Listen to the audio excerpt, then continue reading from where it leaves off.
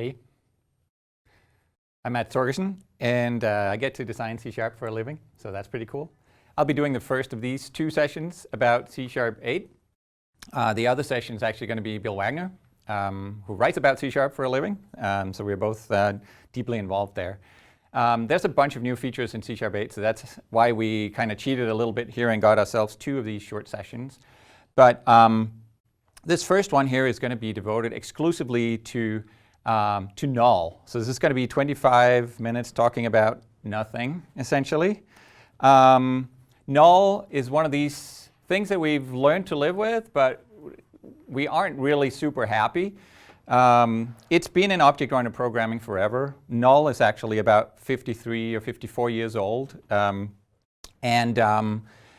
problem with it is that it poses as an object. You can always get null, but you never know where it's coming from, and eventually you accidentally dereference it and it'll blow up.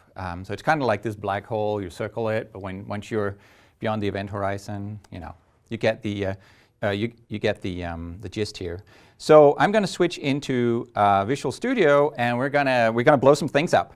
So here's an absolutely innocent-looking little program. I create a person, I call a method, and I print out the result of that method. That method gets the length of the person's middle name and returns it. So it's absolutely straightforward code. Nothing to see here. Would pass any code review. But of course, if we run it, then we wait for a while, and then we get a nice little explosion, right? Because it turns out that middle name was null, but we were dereferencing it. And at least now debugger tools can tell us what it was that was null, but it doesn't tell us where the null came from. Why is it there? Should it have been there? Was it my fault? Was it the API's fault, the person API that I was calling? That's all really muddled and unclear. And so that is what the feature is for that we call nullable reference types in C# 8. It's one of those features that is about telling you new things about your existing programs. It's telling you, it's giving you new warnings where your behavior isn't what we could call null safe. So it's attempting to catch places where you do things that are likely to lead to null reference exceptions. Since it's adding new warnings, it's a feat that's sort of like a breaking change if all of a sudden we start adding warnings to existing code. So we don't do that automatically. It's a feature that has to be turned on. And the most sort of sweeping way of turning it on, I'm going to turn it on here for the person library. Well, I'm going to go into Solution Explorer and turn it on. I just go into the project file.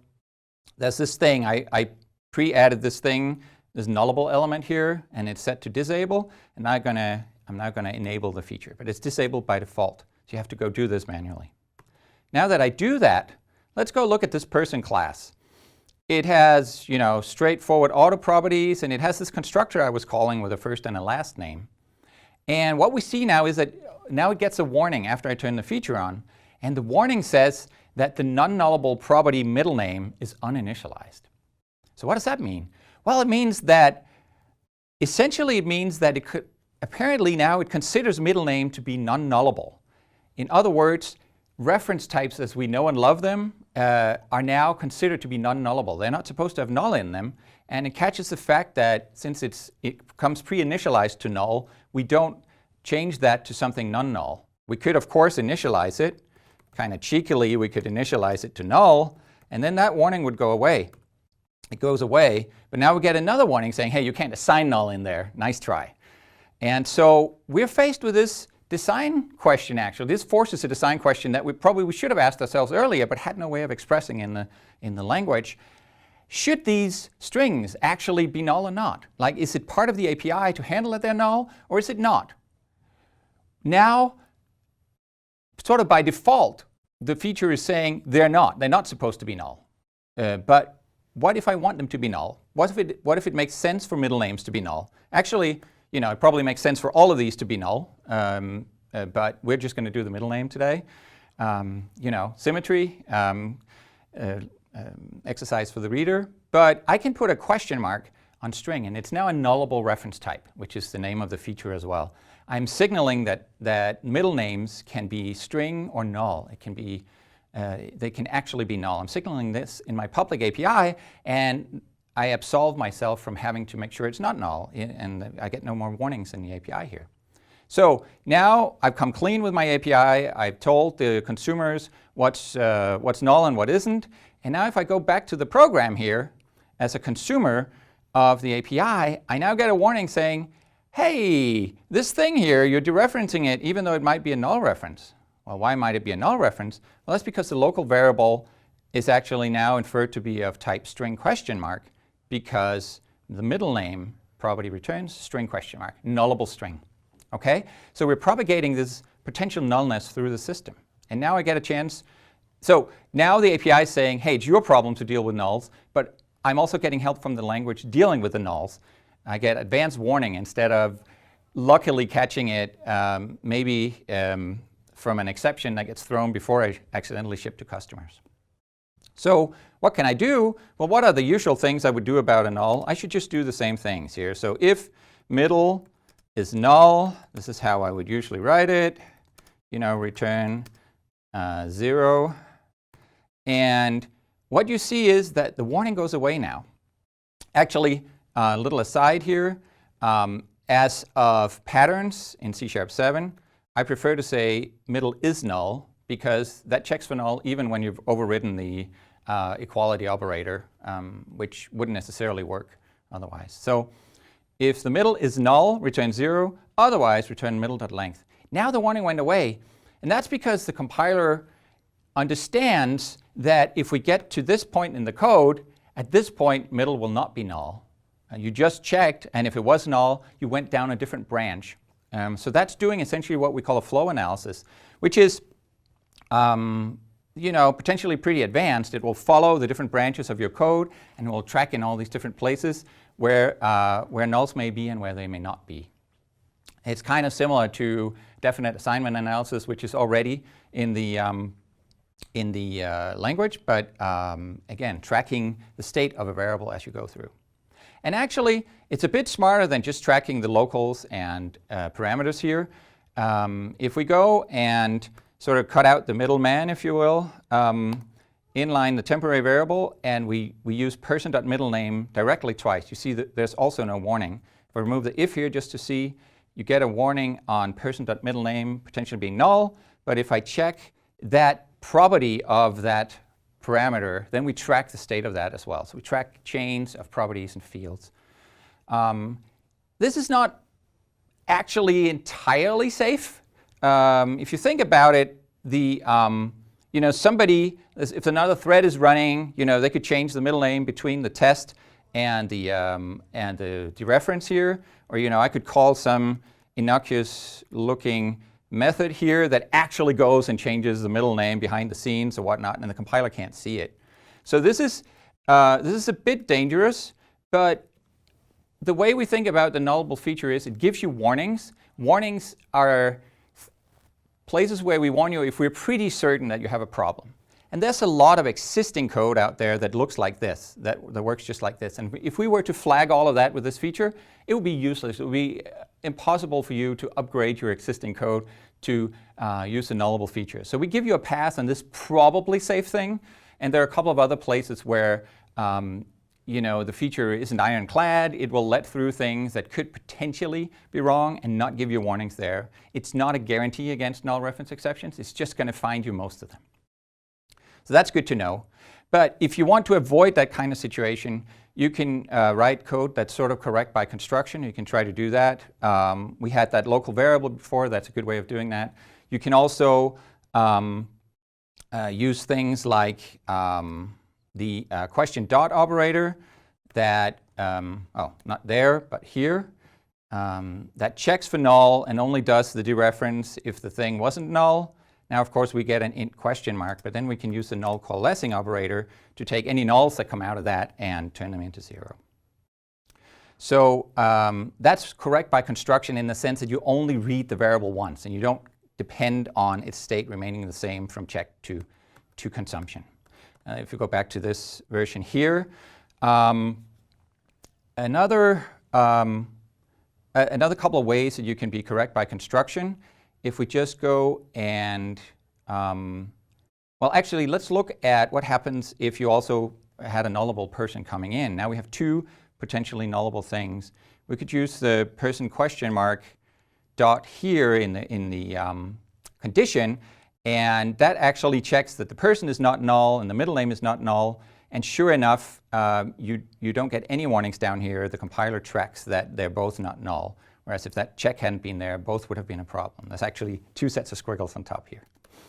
So let's go and invert, oh, wrong button. Let's go and invert the condition here. I've got an invert if, and talk about what if I want to check that something isn't null rather than is null. So the new pattern matching, the new features that are added to pattern matching actually help a bit here. I don't have to write it like this with a not and a parenthesis here. Instead, there's a new pattern in town that I can use to check that something is not null. It looks like this. So it sort of means is object. Think about is an object, is a thing, is something. So think about this as meaning something. That means that if that thing is something, then go down the true branch. So what's nice about that is we can actually name the something. So there's optionally you can give it a name in this pattern here, this something pattern. We don't actually call it that, but I'll get back to that in a second. We give the something a name that can be used in the true branch where it isn't null, and then we could say middle.length here. And again, we get no warnings because we are in the true branch. We could also go a step further. What this actually is a degenerate form of a new pattern, a recursive pattern called a property pattern.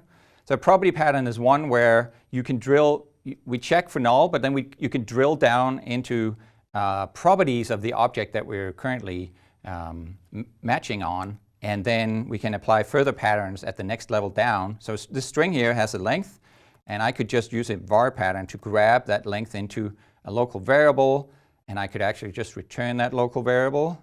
So just return the length, and now I don't need the middle anymore. So I'm using pattern matching here now to dig in and get in case everything is not null, I get the right thing out and return it. Of course, now I could easily turn this into a conditional expression, and it starts getting nice, and you can make it an expression-bodied method as well. So you can play with this, but the upshot is you can use these newfangled pattern-based methods of null checking if you want to, and these features interoperate very well. The pattern matching, the question dot operator, and the nullable reference types. But if you just use the old-fashioned if, that's perfectly fine too. And we will check your code as best we can. So that's sort of the upshot. That's a core of the nullable reference types language feature. You get warnings when you put null into non-nullable reference types. You can then annotate things to become nullable reference types, and then you get warnings when you dereference those without a check, as in our code here. Now, there are a couple of refinements that we've added to the feature. We found as we were annotating the core libraries, for instance, that there are places where you kind of want to know better than the compiler or help the compiler a little bit. There's actually a feature that we used to call the damn it operator, but we're not allowed to. It's the bang, the postfix exclamation mark here, which means I know better than what you think about this expression here. So you might think that middle is null, but I as a programmer know better, so just shut up with your warnings. I think we call it the null ignoring operator or something instead. It's not exclamation mark dot there. Those aren't a single operator. The exclamation mark is its own operator. And so you can just say, I know better. That would be really bad to do here and usually it's bad to do because usually you don't know better, you just think you do. So let's not use that one. But then there are ways in which certain helper methods, for instance, they have special behavior around nulls that it would be really nice to communicate. So before when I said if something wasn't null here, or if something was null, I relied on the fact that the compiler could see that there was a null check. But what if that null check is inside of a helper method? For instance, what if we use string.isNull or empty to check whether this string is whether this string should just return 0 as its length. Let's do that for a second. What we see is well, we see that the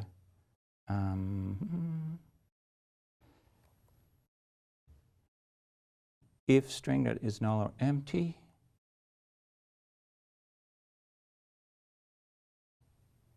Oh, I should pass it an argument. Of course, if the middle name is not null or empty, return 0. And what you see now is that the warning goes away. So somehow the compiler knows that this method, that when that method returns false, then the thing is not null. And the way it knows it is that it's annotated with a special attribute. So we have a handful of attributes that signal special null behavior that you can put on members and parameters and so on. In this case, it's an attribute on the string question mark typed value parameter here that says that this thing is not null when the result of the method is false. And there's a little set of like 10 of them. You can read in the docs what they are. That you can use to refine your APIs if they have special null behavior. And we do that a lot around the core libraries where a lot of utility methods are. I think it's probably going to be less common in most other code actually. But here and there, it's really useful to tweak the nullability behavior that the compiler sees in the public API. So those are a couple of ways of tweaking. Now, I mentioned a couple times, existing code. And when you have a feature that when you turn it on for existing code, it lights up with all these warnings for potentially a large project, for instance, it's not really feasible. It's to convert it all over in one go. I think most people would find it a little daunting. You get like 10,000 warnings on a large project and go and fix them all. And so you want to do it piecemeal. And the way you can do it piecemeal is that you can actually turn the nullable feature on and off at a file level as well. So I can say nullable as a new directive in C#. I can say nullable disable. And now, for the rest of this file, the nullable feature is disabled. Now, you can see I also get a warning on the question mark here, because when I disable a feature, I don't get to use nullable reference types in my code.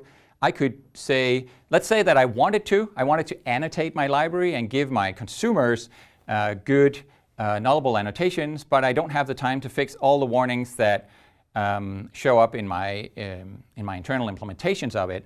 I could disable just the warnings, and let's introduce that's fine. I can disable the warnings, and now the annotations are still allowed, but warnings are turned off. I can also, conversely, I could disable just annotations, and now I still get the warnings, but the public API is not affected. And of course, I can do this not just at the top of the file, but I can do it anywhere in the file. So now the warnings, or the annotations rather, are enabled until I get down here. And now after that, I'm no longer allowed to, say, put a question mark. Now I start getting a warning for that. So this is a way that you can take chunks of, like file by file, or even chunk by chunk of your files, and get the nullable warnings and annotations handled for those bit by bit. You don't have to look at all the warnings at once. Speaking of adoption, I think that another feature, a feature that actually, or a property of this feature that is a little reminiscent of when we did async, is that in order to make use of the feature, to make good use of the feature as like an end user, an app writer, or something like that, you really rely on the libraries that you have a dependency on to adopt this feature also. Because if you interact with a library that didn't have the nullable feature on, then you won't get any warnings from interacting with that library. And only later, when they do get around to adding these annotations, you start getting warnings maybe for any null unsafe use you have of that library. And so there's a bit of sort of an ecosystem adoption thing where this language feature, it's useful in and of itself, but it certainly gets more and more useful the more of the world starts adopting it. And so in order to talk about that, let's go back to slides quickly here. So essentially, what we want to suggest And this, of course, is up to you out there, but we kind of want to suggest that if you're a library author, and that includes Microsoft, by the way, as a big-time library author. If you're a library author, maybe consider the time between now and .NET 5, which is slated for November of next year. Treat that as the nullable adoption phase. This is the time where it would be a really good idea for you to adopt null in your public API and the surface area that your clients consume. And then on the flip side, if you're a client of these APIs, expect there to be some churn in that period of time, right? So expect that you won't get nullable annotations from your favorite libraries tomorrow. It might be whenever it's natural for them next to ship a version, when they have had time to go through and do the work and roll out normally. So let's give everyone a breather and think about the next year and a bit as the nullable adoption phase, where there will be some churn, and if you adopt this as a client, you should be okay with your library sort of gradually coming online, and therefore warnings gradually maybe popping up in your code. That might still be the best way for you to go. That's certainly how I will go. But if you don't want that churn, maybe wait until .NET 5 before you turn the nullable feature on as a client, and then hopefully most of the ecosystem has settled, and you get the finished nullable annotations for most of the libraries. And this goes for Microsoft as well. We haven't adopted these for all our libraries because we also kind of want to learn from the adoption phase and expand our knowledge, adjust here and there. And it's also a lot of work just to go and update the entire .NET BCL. So we've updated the core libraries with nullable annotations, but we actually consider them in preview a little bit, that we will try to keep them stable, but we will change if we did something wrong, if we thought about something wrong or just messed up, we want to reserve the right to fix those up until .NET 5. So that's just a way that we can kind of soften the blow of something that introduces new warnings in existing code and not making it a big sort of green squiggle jungle for everyone out there. I also, for library writers, a lot of library writers don't just target .NET Core 3.0, right? You want reach, and you want to target .NET Standard 2.0 maybe, so you can get .NET Framework and that broad set of things that you can target that way. And so we're cognizant of that, and what we recommend to do, say if you're using Visual Studio, is multi-target between .NET Core 3.0 and .NET Standard 2.0.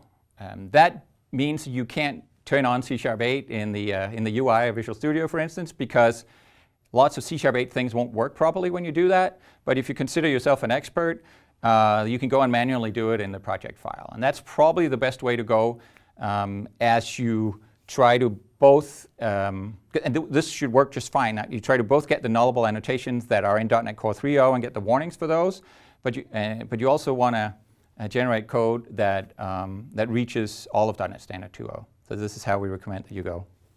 And if you want to check out more things, there are blog posts out there that have come out over the last couple of years around it.